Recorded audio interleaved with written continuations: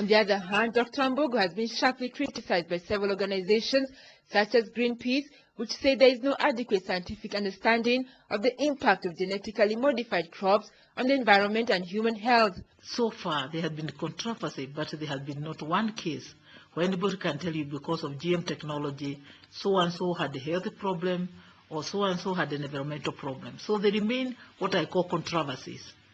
And whereas there remains controversy, every year, GM technology is increasing by 25%.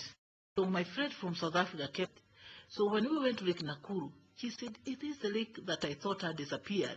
From the report I had on the television, reported by an NGOX, she was all to see the lake is beautiful.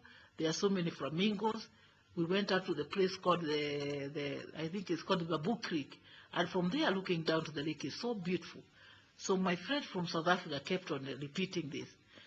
You know, when you told me we go to Lake Nakuru, I was like, I thought the lake was finished from the controversy and from the report. But it's such a beautiful lake. There's such, and then we saw flamingos, we saw there were some rhinos around the lake. And so there are always going to be controversies. And it's good because these controversies make us aware something is happening. But we have to go beyond controversy and find now what are the facts. Just this example, do we still have a lake or the lake has disappeared? So you know. Do we say GMOs are the solution to addressing the food problem in Africa, food security problem? Should we adopt it, or like the concerns, long-term concerns, environmental degradation? Should we address this first? I believe they're being addressed, Kathy. Otherwise, we would have 1 million acres global increasing if those issues are not being addressed.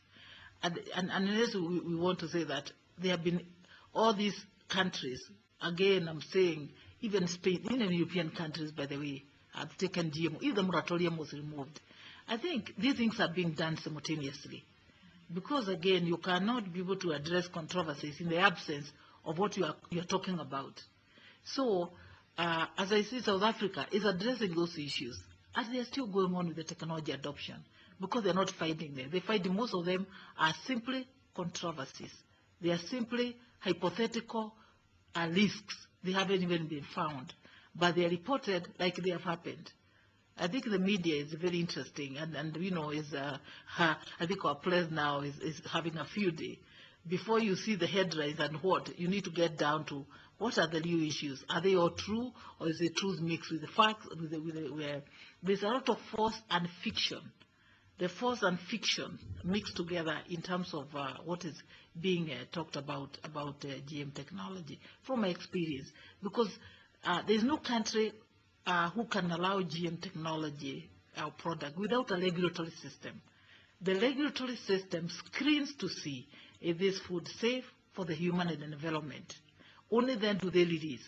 So there's no product I know that has been gone out there without the regulatory system of that country, looking at all the pros and the cons and the environment and food safety issues. And it's only after that is any product goes out to the market. Then how do you respond to concern that GMOs are being pushed on Africans by the multinational companies, Monsanto, the US, UK? Africans are just saying, yes, we embrace this. No, I think that's assuming that we are ignorant. Is assuming that everybody in Africa is ignorant, which even yourself you're not willing to accept. I'm sure you want to accept that. Someone like me, I've trained 25 years. I have even been on the bench training, that I did learn something. And then you ask yourself, South Africa is an African country. Egypt is an African country. Yeah, Nigeria is a country that is going ahead with the technology. And several other countries. So I don't think you can assume people are so foolish something is being pushed on them. It's really naive, or is kind of, I would call it a colonial mentality that everybody in Africa can't decide. Africa is part of a global society. And anybody, there's nothing you can force on anybody. Even those companies have to work with the local people. Away from this controversial debate, Dr. Wambugu, a mother of 3 children, says she hopes her work will inspire upcoming scientists to follow in her footsteps. For now, she hopes that she'll be able to continue with her project aimed at putting a plate of food on the tables of over 3 million Kenyans who are currently starving. Kasvina Tundi for Channel 1 News Special Feature.